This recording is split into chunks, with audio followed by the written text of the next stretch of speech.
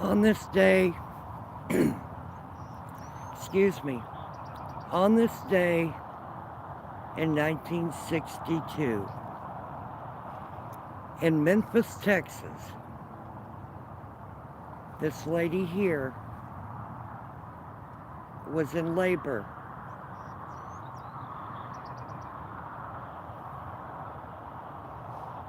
She had her husband help her bundle up and get to the clinic in Memphis, Texas. It was dark. It was about 11 degrees, and the wind was 15 miles an hour. This is in the Texas panhandle. Like I said, 1962. It was cold. The day before, that had a record low temperature as a high, and that was 6 degrees. So it warmed up a little bit. But here she is, pregnant, in labor, going to the clinic to see Dr. Clark to have her baby. She gets into the clinic. They get her undressed and ready. They check her and they tell her, oh, it's going to be a while. The doctor comes in, washes his hands, checks her and says, I'm going for coffee, it's going to be a while.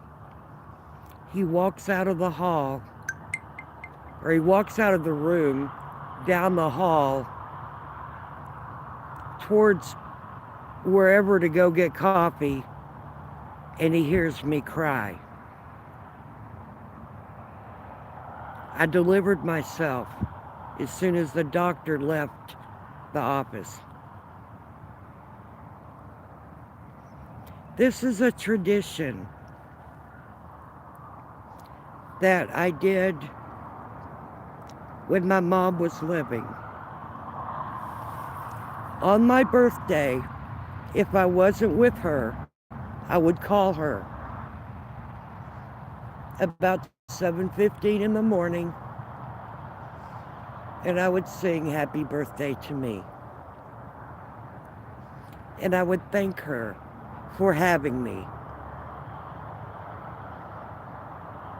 I did this as an adult, when I was married, living off in other places, and even when she was in a nursing home, unable to answer a phone. The last 5 years she lived, she was a quadriplegic, couldn't answer the phone. So I would call and tell the nurses, give them a heads up, that I'll be calling about 7:15. Please take the phone to her, put it beside her ear so she can hear me. It means a lot to her and me. So, Mom, I miss you. I love you. And I still haven't forgotten our tradition. Happy birthday to me. Happy birthday to me. Happy birthday. Thank you for having me. Happy birthday to me. I love you, Mom.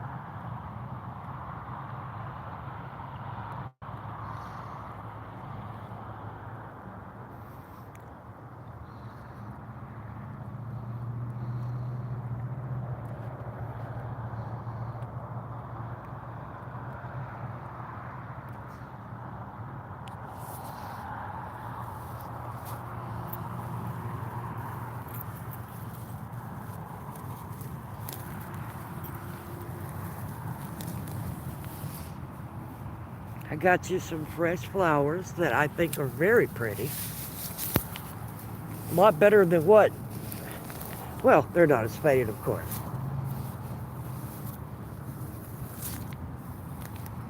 And I thought you would enjoy them.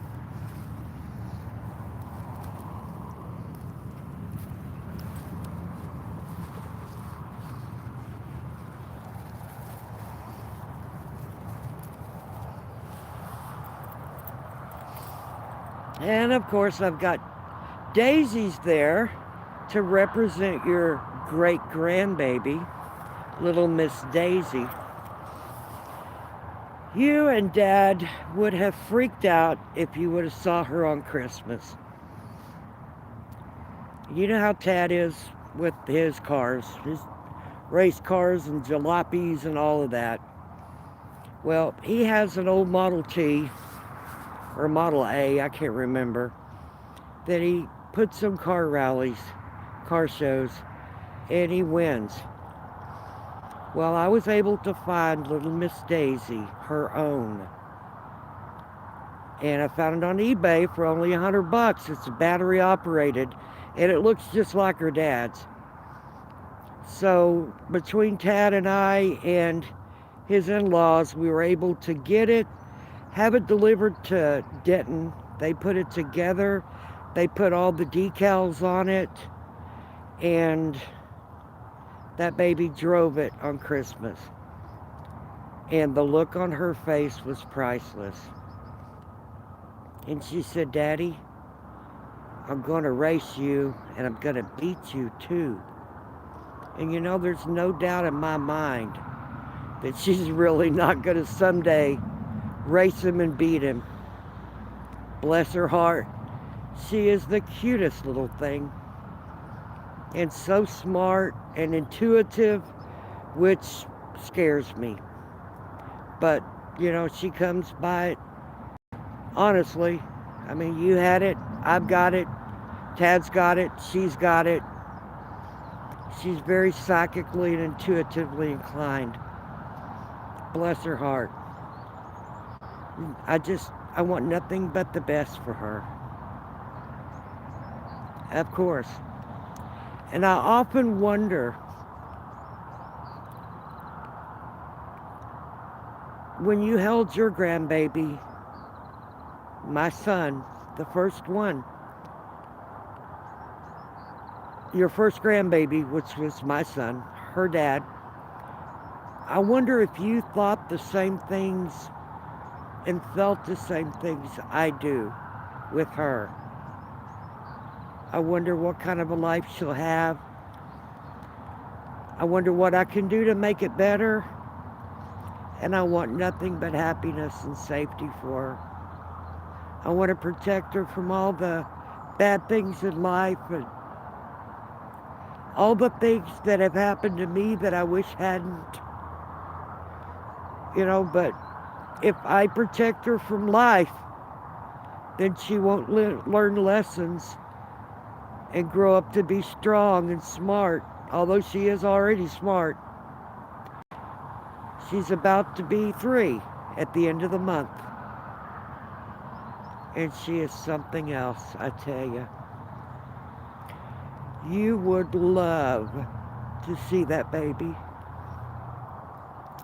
I've often said, I've told Tad and several others, if you and Dad were still living and could hold her, you would never let her out of your sight. You'd never let her out of your lap. All you'd want to do is hold and love on her, because she is the sweetest, cutest little thing you've ever seen. And of course, I'm a little biased. I'm the grandma, right? But you're the great grandma, and I'm sorry you never got to see her. But I'm hoping in spirit you do. I'm hoping you see her, you know her, and that you're helping protect her. I feel that you are. Well, it's cold out here. Not as cold as it was when you had me. I cannot imagine being in labor, freezing, but as cold as it was in 1962, and having Dad take you to the clinic to have me, and trying to bundle up and stay warm, and being in labor. Oh my Lord. And in West Texas, in the middle of the panhandle, I just can't imagine. But you did it. I'm glad you did it. Like I've always said, thank you for having me. And I love